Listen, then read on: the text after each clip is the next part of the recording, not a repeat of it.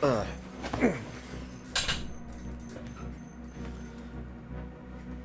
how you doing, guys? Great to see you here. Let me get my mic a little bit closer in here or something. I think that's perfect.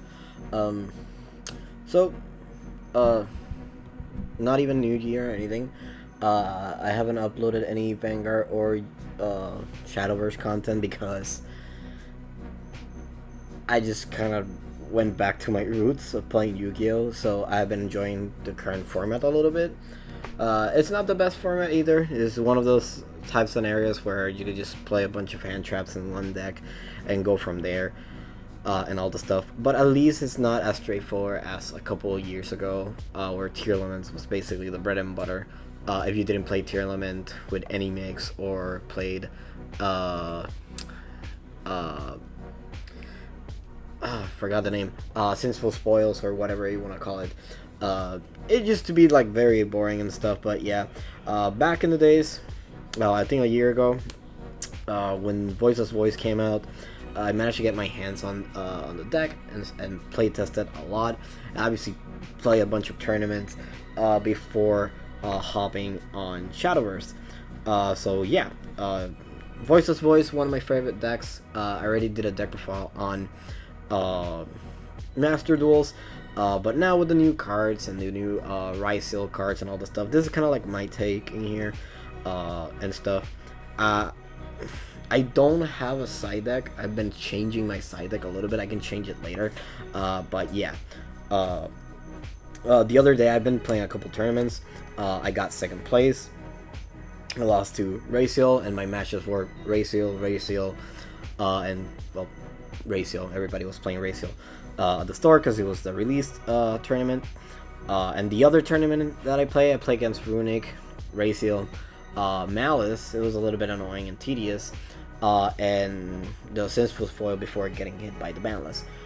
So yeah, pretty good, did pretty well, and all the stuff. And Knight also did play test it a lot against other weird decks, like I don't know, random rogue decks for like for example purely mirror match and all the stuff. Since well, yeah, a lot of my friends do play Yu-Gi-Oh instead of any other card game.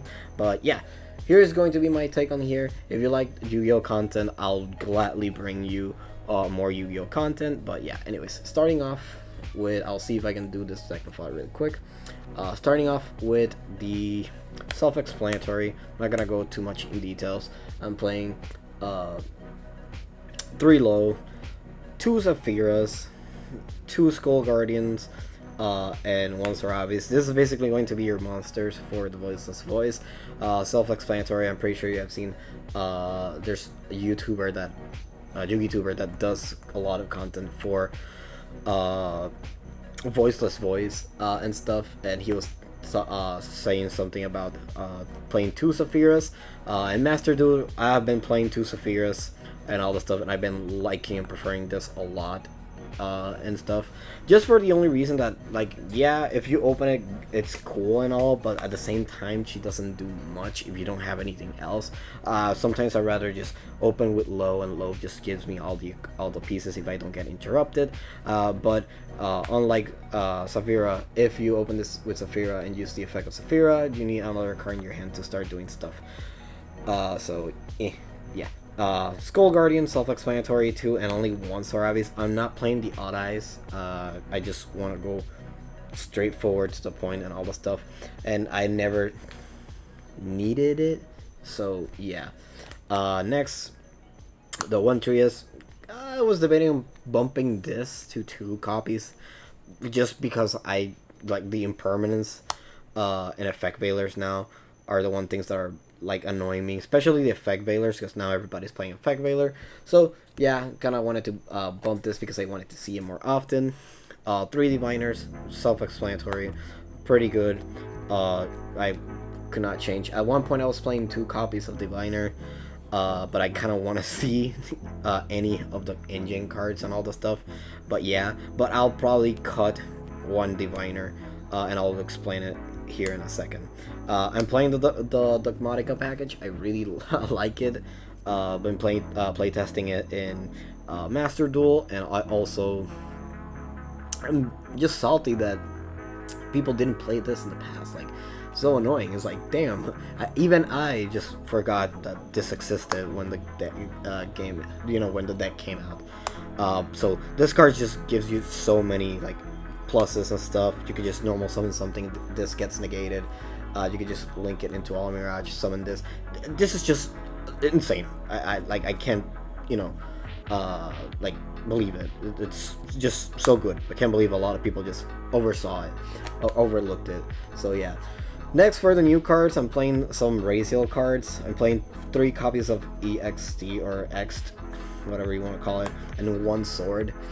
This is literally the only thing that you need. You don't need anything else.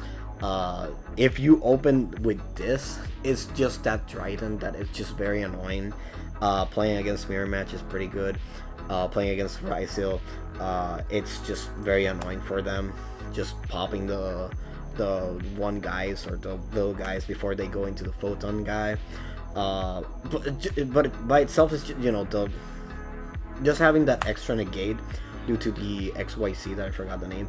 It's just super good. I love it. And then for OTK potential, the 3k attack is just so good. Like, not a lot of people expect it. And the other effect, if I'm not mistaken, I think your XYCs or cards are going to get destroyed, you just attach 1. So it just protects itself. So yeah, it's super good. Like, I do not regret playing this. And this is kind of like the only reasons why I kind of want to play cut Diviner, because there are some situations where I do open with Diviner and this. Sometimes I just kind of want to normal summon this, just so I can go into other stuff in my extra deck. In case it gets negated, because you could just go into All Mirage if you open with the Ext. But I mean, other than that, it's pretty good. I really like it a lot. So yeah, I just don't know what to say other than I really like it a lot. But yeah. To round out all the monsters, we're playing 3 Ash Blossoms, 2 Drolls and Lockbirds, because I'm playing what's the other name of the card? Crossout Designator, and this card just stops a lot of deck. Mirror Match, this stops the Mirror Match, and even the Raziel stuff. You just do a draw on the Raziel, and yeah, they have to do stuff with the ice and go from there. And 2 Nibiru's. The reason why I like Nibiru is because it's just a high level hand trap that you could just tribute into your ritual monsters to do stuff. So yeah. Anyways, take a screenshot if you like. So yeah. So I'm probably not gonna put a deck profile, the deck list in the description. So yeah. Just gonna go through this card really quick. Self-explanatories. 3 barriers, 1 of these, and prayers. Your opponent does like Macharmy or whatever the fuck the card is. They'll max C that is legal in here. You can just draw 1. Yeah, whatever. You could just play in your opponent's turn with no problem. This card is just a lot. It's pretty good. Like, yeah, and just recycles everything for next turn, so you can have like either Saphira in hand, and same thing, combo just to summon Saravis during your opponent's turn. It's just insanely good. Another Year Servant, 3 copies, maximize it. You really want to see this card in your opening hand. If you're going first, amazing. If you're going second, same thing. It just dissipates out so many cards that, to be honest, it's just amazing. To be honest, I can't believe I didn't I just overlooked that when this deck came out. So yeah. Next, I'm playing 2 copies of Crossout and 1 Call by the Grave. I was playing 3 copies of Crossout. Problem is that, yeah, you can just, if you open it with multiples, it's a little bit annoying. You at least need something else. So yeah, especially if you open a bunch of hand traps. Yeah, it's very annoying. This is another card just to bait out either Ash Blossom or god damn it, like Ash Blossom or Droll, or just basically anything else. So yeah. And I've been in a situation where I just go Prosperity, they just Ash this, and I just start doing all my other stuff. And if they don't Ash it and stuff, just whatever. If you get Draw and Lockbird, then yeah, it kind of sucks a little bit. But this is mainly just to bait out the Ash. And the majority of the times that I've been play testing and I opened with this card, it always is the Ash. So yeah. For traps, I'm playing Imperm, and voice Radiance of the Voiceless Voice. So I do have what is Dominus Purge, if I'm not mistaken. I do have Dominus Purge. The only annoying part is that it just locks into fire, and Dominus Purge does the same thing as Ash kinda, but Ash also negates special summoning from from the deck and sending stuff to the graveyard instead of only adding. So I just really just wanted other stuff.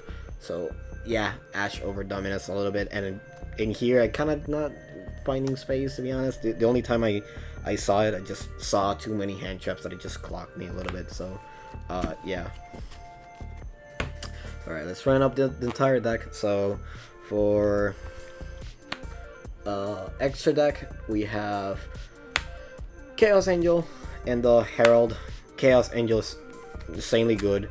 There have been like a couple situations too where either the Racial stuff survive on the field, so you could just go ahead and normal summon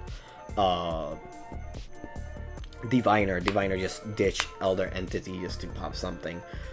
Turns into a level 6, and you can just go into this. And there's a lot of combinations that you could do just to get into the Chaos Angel. That it's just going to be very annoying for your opponent to deal with. So that's kind of like the only reason why I haven't got rid of it. I really like it. So yeah.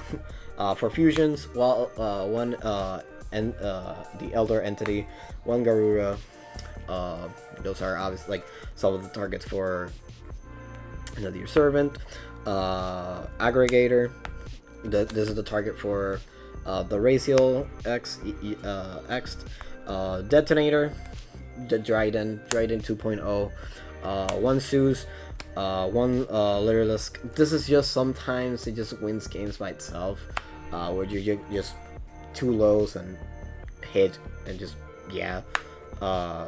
It has win me a couple games just like that. It's just because I need to push or I have to win in games, so I just like overlay into this, poke for damage, go into main phase 2, start doing whatever other play and stuff. And once I set up my board, if I pass turn, my opponent doesn't, we go on time and my opponent can deal me damage, then obviously sometimes just poking with this is enough damage to do stuff. Finally, for Lings, Almirage, Secure Gardna, Anima, second card, going second card is pretty good. Tri Brigade, Baron Blossom, yeah, Baron Blossom. I never go into this card. I'll probably just get rid of this card, to be honest. But yeah, it could come from time to time. 1 SP and 1 Dynamondo. These two cards come a lot. I'll probably just get rid of this to play another Dynamondo. But yeah, other than that, everything's pretty well. So yeah, and token for Nibiru, just yeah, because I really like Sky Striker, so probably in the future you will see Sky Striker deck list. So yeah, alright, so let me get the quick extra deck real quick. So the extra deck, I've been like changing it a little bit. It doesn't have that many sleeves because I've been like changing it a little bit. So for a couple tournaments, I played 3 evenly, 1 Lightning Storm, Harpy Feathers, Artifact Lancia, and Cosmic Cyclone. The other 3 spots, don't remember what they were. I think they were like D barriers, if I'm not mistaken, before I lent them to someone. And with Trust, that's one iteration of my side deck that I was using. Here, there. Yeah. The Dimensional Barrier, the 1D Barrier, and the other stuff. It was the Trust for obviously this and other stuff. The other stuff is just Lightning Storm and Triple Tactics. That's another card that I was playing. But Triple Tactics I was playing main decks, but right now how the deck is, I really like a lot of it. So yeah, but yeah, that's pretty much it for the Voiceless Voice deck. To be honest, I've been liking it a lot. Use my deck profile as a reference. Don't take my deck profile to a T. Everybody has their own way of playing the deck and all this stuff. So yeah, use my deck profile as a reference. But yeah, anyways, thanks for watching. Peace.